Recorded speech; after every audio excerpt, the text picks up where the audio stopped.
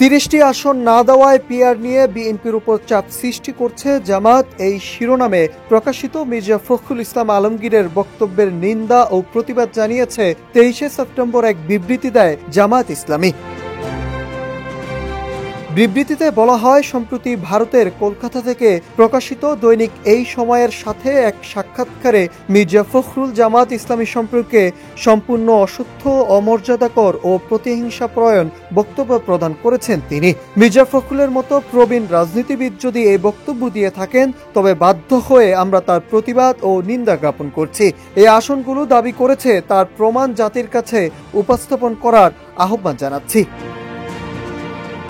বিবৃতিতে আরো বলা হয়, কারো কাছে আসন চাওয়ার রাজনীতির সাথে জামায়াত ইসলামীর কোনো সম্পর্ক নেই। তিনি যদি তার বক্তব্যের পক্ষে প্রমাণ উপস্থাপন করতে ব্যর্থ হন, তাহলে আমরা আহ্বান জানাবো সত্যকে মেনে নিয়ে তিনি তার বক্তব্যের জন্য জনগণের সামনে দুঃখ প্রকাশ করবেন।